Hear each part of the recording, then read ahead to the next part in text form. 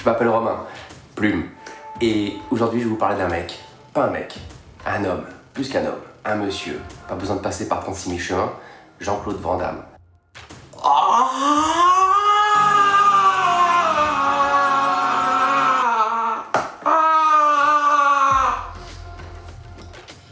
Ce monsieur, il est parti vraiment de rien, mais quand je dis de rien, c'est de rien. Il est parti avec une grande richesse de souhaits, de désirs, de rêves, de détermination. Et c'est ce qui l'a conduit à surmonter tous les challenges, tous les obstacles qui étaient entre lui et le destin qu'il avait décidé de se forger. La petite étincelle qu'il avait en lui a permis de concrétiser son imaginaire. Et ce que j'aime beaucoup chez cet homme, c'est qu'il a essayé d'exploser toujours les frontières. Moi, je te lève ma jambe à 30 degrés, c'est beaucoup pour moi, mais lui, il fait un tour avec, tu vois. Bon, bref, bon. Il a essuyé énormément de refus pour en arriver là où il est. Il y a beaucoup d'acteurs qui restent dans un cocooning, dans quelque chose qui est très simple, qui est leur routine à eux. Lui, il a décidé d'un point de vue artistique, de se mettre en danger, de sortir de sa zone de confort. Je pense que de toute façon, tous les artistes, toutes les grandes personnes qui arrivent à un moment donné à un stade assez brillant comme ça, l'industrie refuse, ou non, reste dans son truc là, parce que là tu prends un risque, là t'es bankable, si tu fais ça tu vas foutre, non. Et je trouve ça merveilleux de se dire à un moment donné, ben non, moi j'ai un cœur, j'ai envie de faire ça, j'ai envie de faire... C'est un mec, il a un grand cœur, je pars dans tous les sens, mais ce mec là, il ramasse tous les animaux, tous les chiens errants, il adore les chiens, il adore les animaux. Il y a des shit vidéos où on remarque que les médias français, majoritairement français, parce que je ne pense pas que dans les autres pays le traitent comme ça. J'ai déjà vu des interviews en Suisse, ça s'est pas passé comme ça. Quelques interviews en Belgique, il est respecté. Il n'y a qu'en France où on va créer un climat pour le faire parler et après essayer de sortir des phrases du contexte pour que d'un seul coup on dise « ouais mais il est spécial, il est à côté de ses pompes ». Je trouve ça petit, je trouve ça débile. Parce que c'est un mec, il est loin d'être con, loin d'être con. Il a passé plus de temps, que les gens ne comprennent pas, mais il a passé plus de temps à parler l'anglais. Donc quand il revient avec ces trucs, des fois qu'il va essayer de te traduire en français, un état d'esprit, une philosophie. À l'époque, je sais qu'il y en a qui s'étaient foutu de sa gueule parce qu'il avait fait un truc, je crois, de mémoire, c'était... mais les biscuits n'ont pas de spirit, c'est ce qu'il disait. Les gens, bah oui, ils ont pensé à des petits princes de petits lus, bah non, il n'y a pas d'âme dedans, bah oui, mais comprends la métaphore, parce qu'on a sorti les choses du contexte, et ce qui, pour moi, à mon sens, ce que j'avais compris à l'époque, et ce qu'il disait, c'était que le blé, les plantes, ce sont des choses qui vivent. Et quand tu crées autre chose à base de quelque chose qui est vivant, et que tu l'arraches et que tu le détruis, bah l'âme qui faisait le blé n'y est plus. Ça peut être même une traduction d'un dicton qu'il a entendu quelque part. Les gens ne vont pas chercher. Il y a eu, par exemple, It's when the cat and the dog, il pleut des chats et des chiens. Quand il va vous dire ça en français, il va dire oui, bah il pleut pas des chiens et des chats ici. Et les gens vont dire mais il a quoi? Il a fumé? Non, non, c'est pas plus con que nous, il pleut des cordes. Non. Non, mais enfin voilà, ce qui m'a énervé avec le journalisme français, c'est qu'ils ont créé des climats juste d'un seul coup pour le guignoler, le rendre... le caricaturer, tordre ses propos pour que ça devienne un show de moquerie. J'ai trouvé ça bête. La traduction qui se fait dans sa tête, pour parler en français, il manque des mots, il manque des choses. Mais bon voilà, il essaie d'aller au-delà des barrières et les gens vont mettre des barrières autour de lui. Comme je disais, cet homme il m'a fait rêver pour plusieurs choses. Quand on est capable de partir sur de la comédie, quand on est capable d'essayer de casser ce moule d'indestructible de soi pour le rendre vulnérable, comme il l'a fait dans quelques films, comme JCVD, enfin, il y en a plein où il a créé cette petite brèche, cette petite fêlure où tu te dis, il y a quelque chose, il donne de la profondeur. C'est-à-dire qu'on a toujours vu l'homme de muscle, hyper sérieux, que d'un seul coup, presque, il n'a pas le droit d'être drôle. Il y a beaucoup d'acteurs, même que j'aime énormément, qui ont été coincés dans des rôles à cause de l'industrie, comme Louis de Funès. Et la particularité de ces artistes-là, c'est que souvent, on ne les comprend pas, on pense qu'ils sont solides, parce qu'effectivement, pour être dans ce métier-là, il faut avoir de la niaque, il faut avoir vraiment de la rage. J'ai entendu dire des fois, oui, mais il pique des crises sur les plateaux, oui, parce qu'il est perfectionniste, parce que c'est son image, et son image, c'est son travail. Et ce qu'il veut transmettre, c'est se surpasser et donner le meilleur. Qu'est-ce que tu attends de moi? Tu attends ça de moi? Ça, est-ce que je peux essayer de l'amener là? Il pourrait, comme je disais, s'arrêter là. Non, il veut aller au-dessus. Alors oui, si des fois on va dire oui, il gueule sur un plateau de thé, ouais, oui, il gueule, non, non. Il s'agit de son image. Il en a chié pour la fabriquer. C'est pas pour se réduire, c'est pas pour faire moins. S'il n'avait pas surmonté les moqueries, les échecs, les refus, mais il ne serait pas ce qu'il est aujourd'hui. Et c'est cette personne-là qu'on aime. Mais ça ne veut pas dire que ça n'a pas créé peut-être même des traumatismes, ce genre de choses. Et les médias sont toujours avec la loupe, je parle surtout en France, avec la loupe comme ça pour chercher le petit truc, la petite faille, parce qu'il faut vendre, parce que c'est... Moi je trouve ça malsain, moi je trouve ça dégueulasse, ça me fait chier de voir ça. Et de me dire qu'on a dézingué pendant des années un mec qui avait des choses à raconter et qu'on ne l'a jamais écouté, même on l'a juste entendu pour savoir quoi répondre, pour le nourrir dans un truc comique. C'était devenu une bête de foire dans quelque chose. C'est quelqu'un qui avait plein de force de proposition. Il a pris aussi des risques artistiques. Il avait créé cette série que je trouvais ça magnifique, super. Jean-Claude Van Johnson. C'est une projection de lui. Mais dans le milieu artistique, il y a énormément d'échecs pour très peu de réussite. On est dans une société, ça va trop vite. On laisse pas le temps. Les gens, c'est... On n'a pas le temps d'encaisser. Et là, et ben lui, il avait fait un beau projet et j'attendais la suite avec impatience. Et puis merde, ça me fait chier. Il y avait vraiment de profondeur, autant dans son personnage que dans la mise en scène, que dans le travail de tout ça. C'est une putain d'équipe qui avait...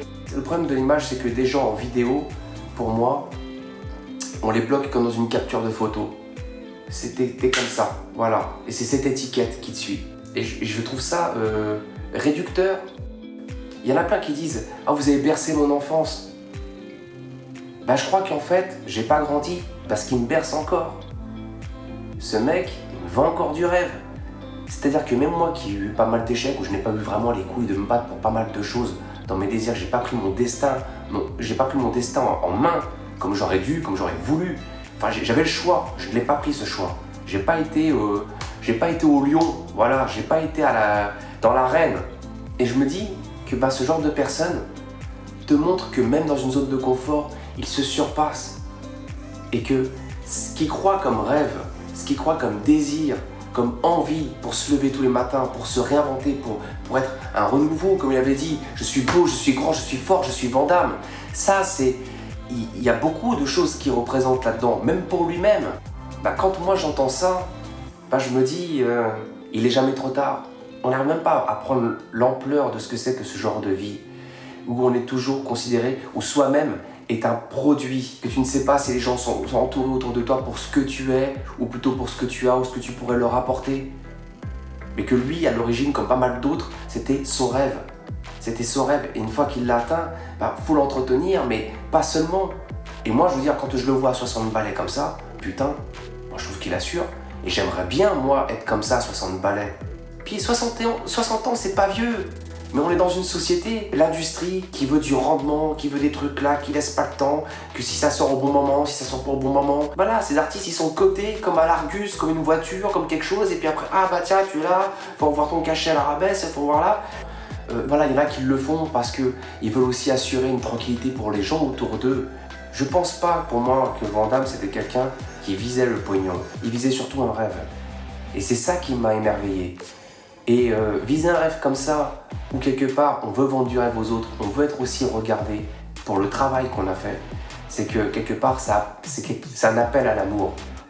Et bah, ce genre d'appel, pour moi, si on se bat encore dans une société qui est vite, Kleenex, qui jette les gens dès que tu passes à un âge et qui se bat encore, c'est qu'il a encore beaucoup d'amour à donner, il a encore beaucoup d'amour à prendre.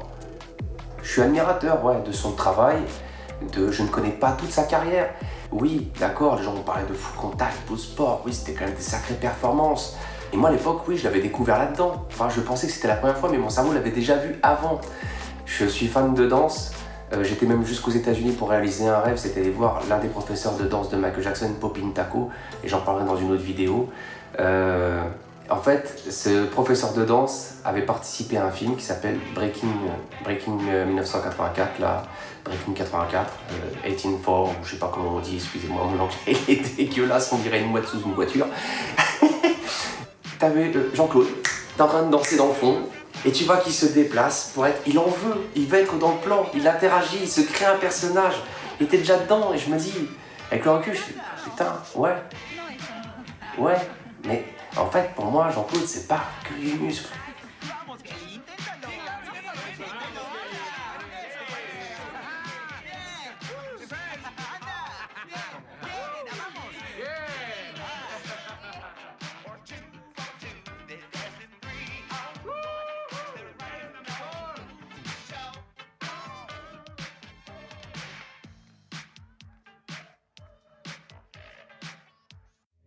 À l'époque, je m'en souviens, on s'était foutu de sa gueule quand il disait nous les humains, nous sommes intelligents dans la terre et les dauphins, ils sont intelligents dans l'eau.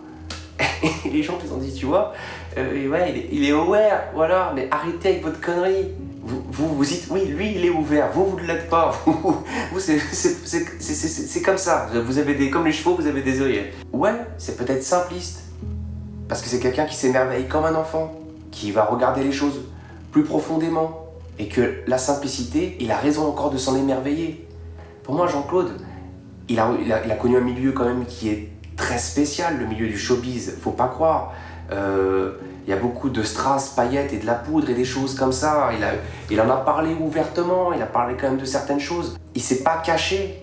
Comme à l'époque, il y avait Secret Story et qu'il y avait Aziz et qui lui avait dit méfie-toi dans ce milieu-là, il y a de la drogue et des choses comme ça. Je vois que tu as les yeux du tigre, je vois que tu en veux, méfie-toi. Parce que voilà, un jour tu glisses une fois puis tu tombes dedans. Ça, c'est des conseils de grands frères, ce sont des conseils de personnes qui sont bienveillantes. Et quelque part, voir une personne gentille, généreuse, parce qu'il est très généreux, il est très accessible. Je veux dire, moi, à mon ressenti, quand on attaque ce genre de personnes, quand moi ça me touche, ce qu'elles font ces personnes, indirectement, ça me blesse. Il y a des gens comme ça avec qui, quand on grandit et qui nous apportent du rêve, je veux dire, c'est comme Michael Jackson, c'est comme Stallone. Ce sont des gens un petit peu, pas dire, mais ils font partie de notre patrimoine, quelque part. Ils appartiennent à eux-mêmes avant tout. Et on a grandi avec eux. Ils font partie de notre famille, je veux dire. Ça rapporte du pognon. C'est pas un steak, tu vois ce que je veux dire. Et on peut dire ce qu'on veut de lui, tu vois. Mais j'adore l'eau. Dans 20-30 ans, il n'y en aura plus. J'espère me tromper. Il m'a fallu du temps pour me foutre un pied au cul. Parce que quand j'étais petit, j'avais du mal à m'ouvrir. Je faisais le con, oui certes, mais quand il s'agissait de parler en public ou de parler là, j'étais pris de trac, de peur. Ma première scène que j'ai fait pour la danse, c'était à 30 ans. Et c'était pour un petit gamin qui était à l'hôpital, pour lui rendre hommage. Et voilà, j'ai surmonté ma peur pour ça. Et ce qui nous tue pas rend plus fort. Une autre petite anecdote. Je rentrais de je ne sais plus où exactement et je traverse une rue, comme ça dans Paris, dans le quartier où je passais, 2 heures après, Jean-Claude était passé. Et je me suis dit, est-ce qu'il est en train de marcher dans mes traces ou j'ai une longueur d'avance sur lui? Et je pense pas avoir une longueur d'avance sur lui, mais j'espère faire le tour de la Terre pour pouvoir le rattraper. Et quelque part, j'avais juste un petit peu un métro d'avance. Mais je marchais dans ses traces, ça me plaît de le croire, ouais. C'est quelqu'un que j'aimerais bien rencontrer. C'est même pas pour parler du métier, ce serait pour parler d'humain à humain. Boire un café. Il se donne volontiers aux gens, beaucoup de gens doivent prendre. Et puis j'aime bien sa tête. J'aime bien sa tête, et j'aime surtout ce qu'il y a dedans.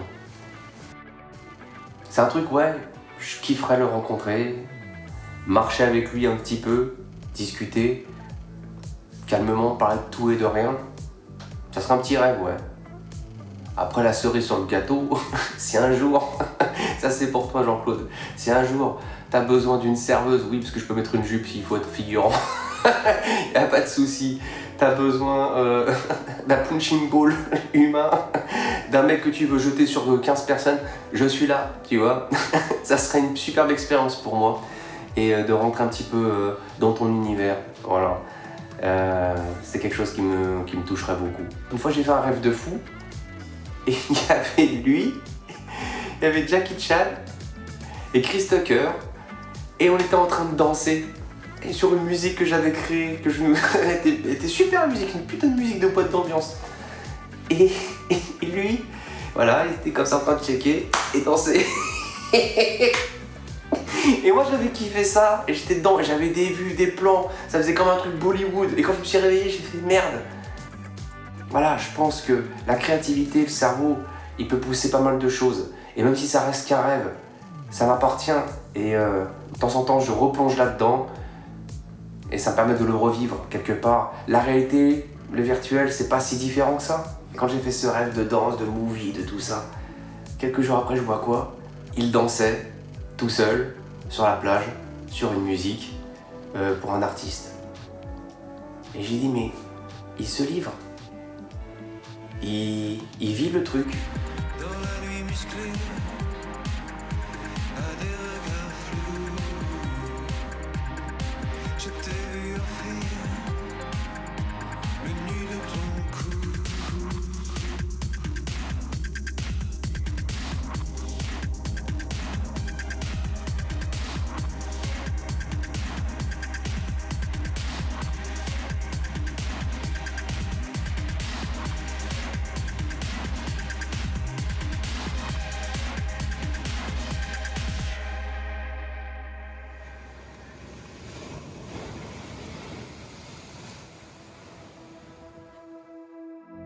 Et ça, j'ai kiffé. J'ai kiffé le voir, il était entier dans cette vidéo. Il est tout seul, mais il prend tout l'écran. Il prend tout l'écran. Et c'est pour ça que je veux dire, quelque part, des gens qui veulent toujours aussi, comme lui, se renouveler, mettre la barre plus haute. C'est parce qu'aussi, toute leur vie, c'était dans la dévotion d'offrir du spectacle. Lui et plein d'autres sont à l'écoute. Mais lui, particulièrement, je le trouve très à l'écoute de son âme artistique et de ce que les gens pourraient aimer en lui. Et de dire, tiens, ça, bah ça je le prends, je le transforme, tiens, je veux ça. Et à chaque fois, il fait sa route, il s'arrête pas en fait. Il s'arrête pas. Et ça, c'est un clap final pour moi. J'espère que vous avez aimé cette vidéo. Et JC, regarde bien. Mon rêve, c'est de te rencontrer. Ça se trouve, je suis déjà dans ton placard, tu vois. Non, je vais te faire peur là. Il va me mettre un laïc dans la tronche, je vais faire dodo pour l'éternité. non, je viendrai jamais. Je suis pas un fou à escalader, escalader oui pour des conneries, mais voilà, je suis pas un persécuteur, je suis pas haters, donc t'inquiète pas.